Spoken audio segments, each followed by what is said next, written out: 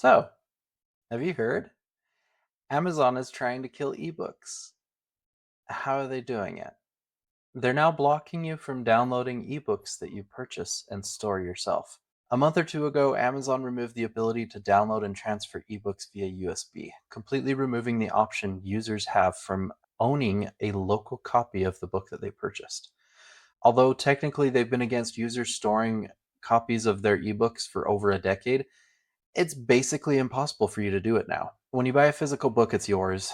Everyone knows that you can lend it, resell it, or keep it forever. Most of them are pretty cheap after a while when they're used, but with Kindle ebooks, that's just not how it works. You don't own the ebook, you're just licensing it under Amazon's terms. This gives Amazon full control. You can't resell your ebook. You usually can't even lend it. And with the recent removal of the download and transfer via USB feature, you can't even back it up yourself.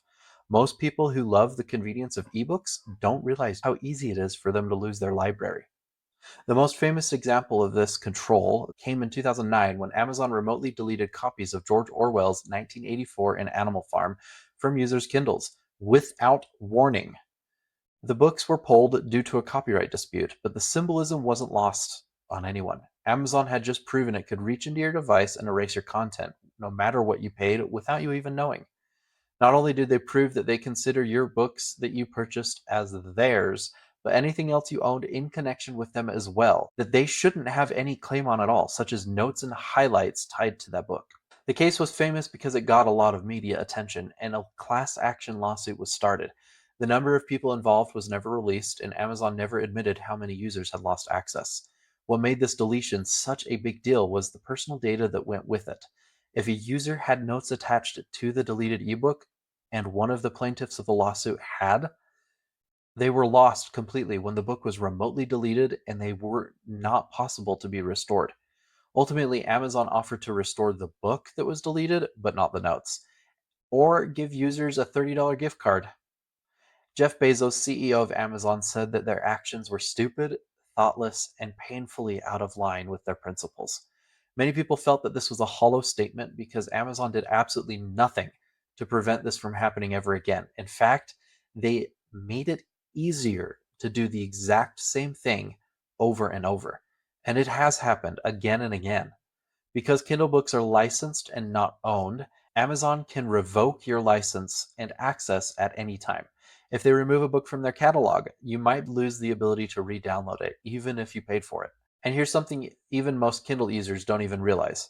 If your Amazon account is closed, suspended, or flagged for any reason completely unrelated to Kindle and ebooks, you will lose access to your entire Kindle library. In 2022, media reported on a woman in Norway named Lynn who suddenly found herself locked out of her Amazon account. Without warning, she could no longer access her Kindle books, hundreds of them, all of which she legally purchased. When she contacted Amazon for support trying to figure out what had gone wrong, they responded with a very vague explanation that her account had been linked to another account which had violated terms. So she hadn't even broken rules herself. It was just a supposed link to someone who had. But here's the kicker: Amazon never told her what the other account was, what rule had even been broken, or how she could appeal it. Even after multiple emails and escalations through support, she just kept hitting a wall.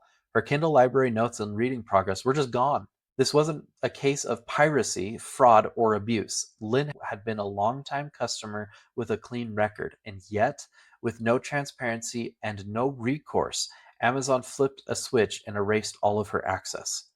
In response to public outcry and media attention, Amazon eventually restored Lynn's account and access to her Kindle books. However, the lack of transparency throughout the process raised many questions about consumer rights in this digital age. And there have been dozens, if not hundreds, of others claiming the same thing happened to them and Amazon did not restore it. And there's nothing that they were able to do about it because they didn't get enough media attention. Amazon left them out in the rain because Amazon just didn't care. This case and the others underscore the importance of understanding the terms of service associated with digital purchases and the potential risks of relying solely on cloud-based content without personal backups. It's a pretty stark reminder that when you buy a Kindle book, you're trusting Amazon to keep it available for you. But if they decide that you violated some policy that they've invented, or if there's an error in their system, or what if they even change their policy completely, there's nothing stopping them from taking it all away from you and not giving you your money back. You don't own the content, they do, and you only get to use it as long as they allow it. What happens when Amazon goes away? That's the illusion of ownership. You pay the full price, and what you get is a fragile, revocable permission slip, not even the book itself. An expensive library copy that lives on someone else's computer. So, unless you have a backup, and increasingly Amazon is making that harder, your whole digital library exists completely at their mercy. So, how do you use a Kindle without Amazon? You don't actually have to stay locked into Amazon's ecosystem to use a Kindle. In fact, you can completely bypass the Kindle store and all things Amazon and still enjoy your Kindle. Sideload your books. The most popular method is using a free tool called Calibre. It lets you manage your entire ebook library, convert between formats like EPUB and Mobi, and send books directly to your Kindle, all without involving Amazon. You just plug your Kindle into your computer via USB, connect it to your Calibre application, or you can even use their wireless send feature. You just got to make sure your books are DRM free or unlocked. I'm not going to go into details on how to bypass DRM since that's breaking copyright laws, but there are plenty of resources online if you're curious. I personally prefer using email to send a book to my Kindle, and it works pretty decently using Amazon's Send a Kindle service, but that still depends on your Amazon account and may not be reliable in the future, especially if they decide to limit to Amazon exclusive file types. The most future-proof method is just manually sideloading them, keeping backups using Calibre, and treat your Kindle like any other e-reader. This is how I use my Kindle until I eventually decide to switch over. I'm probably going to end up getting myself a Kobo Libre at some point. But what can you do about it? First, just stop buying into Amazon's illusion. If you care about owning your books, start buying them from sellers that offer DRM free downloads such as Kobo and Smashwords. I think Humble Bundle as well. And there are some direct from author stores out there as well that will allow you to download a clean EPUB or PDF that you can keep, back up, and read anywhere. And another thing you can do is using Calibre, you can sideload your books and keep a library of your books on your own device. That way, Amazon's control ends when you're not connected to the internet. And the third thing that you should do is spread the word. Most people don't realize that they don't own the ebooks until it's too late.